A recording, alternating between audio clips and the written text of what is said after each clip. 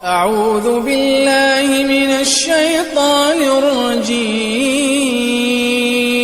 بسم الله الرحمن الرحيم.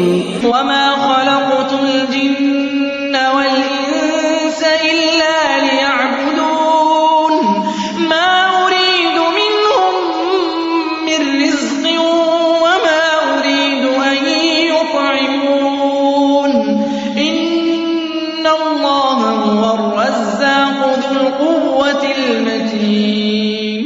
پیش خدمت ہے شرح کتاب التوحید لفضیلۃ الشیخ عبداللہ ناصر رحمانی حافظہ اللہ.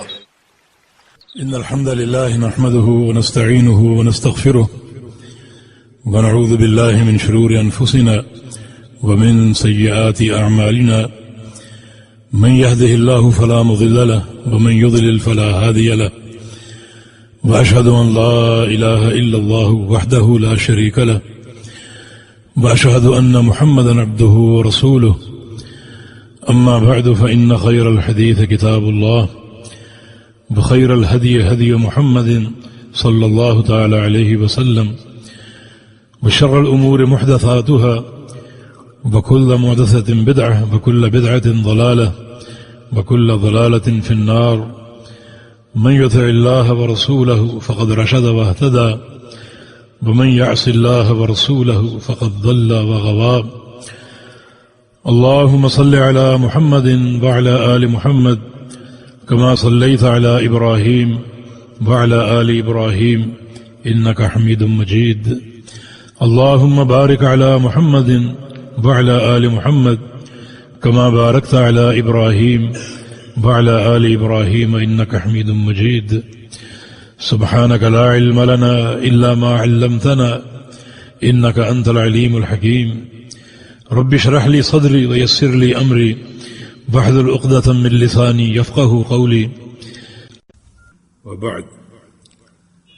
باب قول الله تعالى.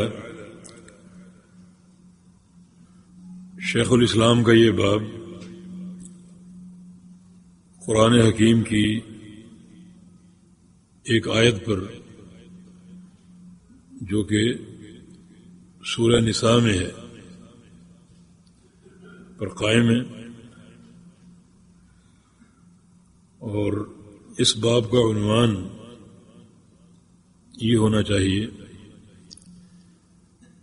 یا اس باب کا موضوع یہ ہے کہ حکم جو ہے وہ اللہ تعالیٰ کے پاس ہے، ہر قسم کا حکم. ان الحکم الا للہ، نہیں ہے حکم مگر اللہ تعالیٰ کے لیے. تو ہر قسم کا حکم اللہ تعالیٰ کے پاس ہے، اللہ تعالیٰ کے لیے ہے، اور اللہ تعالیٰ ہی اسے نافذ کرتا ہے، اور یہی ہمارا عقیدہ ہونا چاہیے. یہ عین توحید ہے، اور اس کے منافی جو عقیدہ ہے وہ یقیناً شرک اکبر ہے. اور توحید کا تقاضا یہی ہے کہ ہر قسم کا حکم اللہ تعالیٰ کے لیے ہے. یہ حکم سے کیا مراد؟ حکم سے مراد اللہ تعالیٰ کا فیصلہ، اللہ تعالیٰ کا قانون، وہی سب پر نافذ ہے اور اس کو قبول کرنا چاہیے. مثلا دو شخصوں میں اختلاف ہو جائے تو اس کا فیصلہ کیسے ہوگا اور کون کرے گا؟ یہ اختیار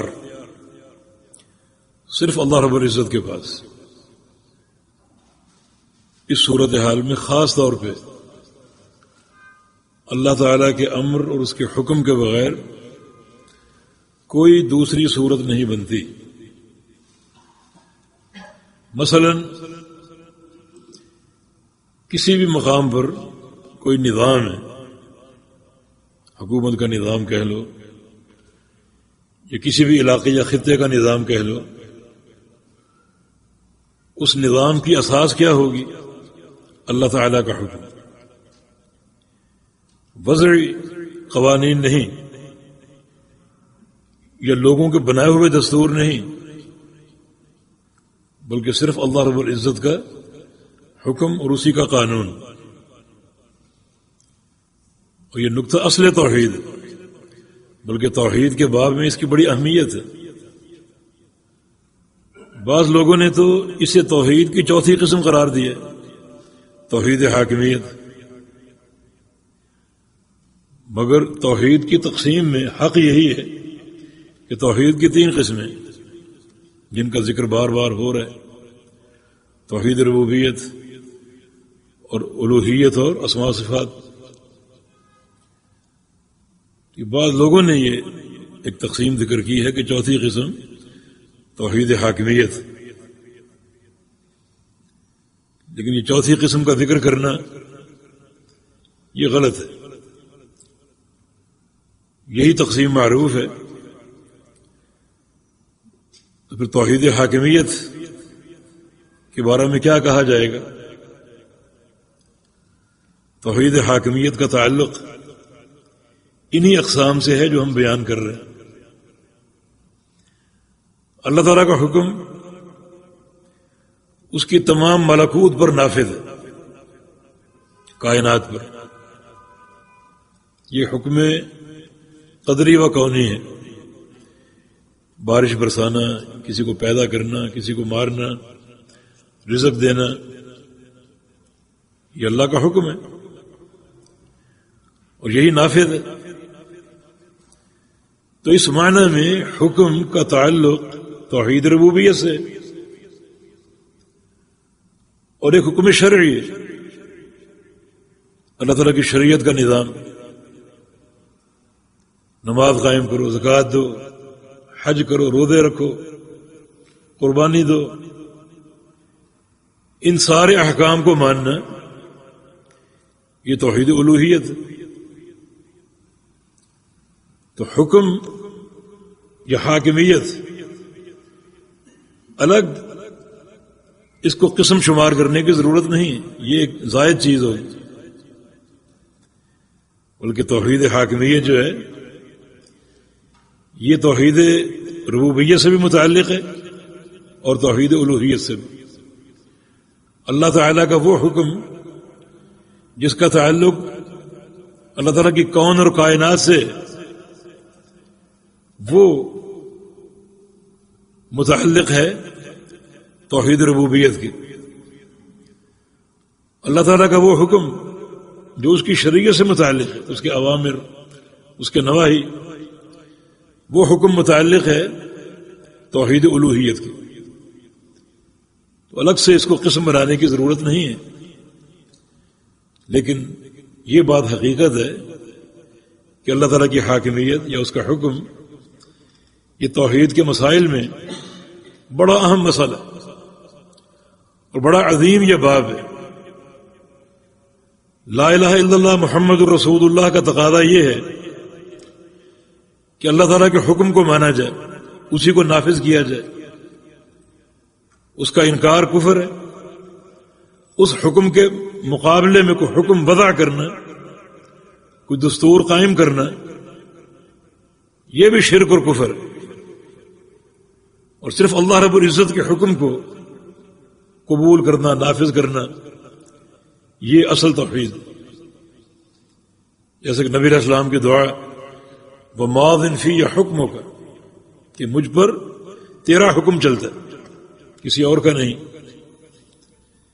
اس کے دونوں معنی کہ میرے جو بھی تغیرات ہیں، جو بھی دن اور رات کے تصرفات ہیں، تیرے حکم کے تحت ہے، اور دین میں میرا عبادت کرنا، اطاعت کرنا، وہ سب تیرے حکم کے تحت ہے۔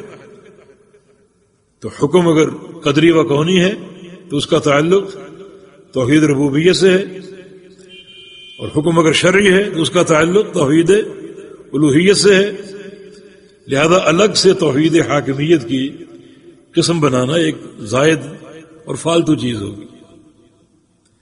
لیکن جیسا کہ ہم نے عرض کیا کہ توحید حاکمیت یہ اللہ تعالیٰ کے حکم کی بڑی اہمیت، اور یہ باب بڑا عظیم اور بڑا اہم ہے، اور اس کا ترک جو ہے یہ شرک اکبر ہے۔ وتعاونوا على البر والتقوى ولا تعاونوا على الإثم والعدوان واتقوا الله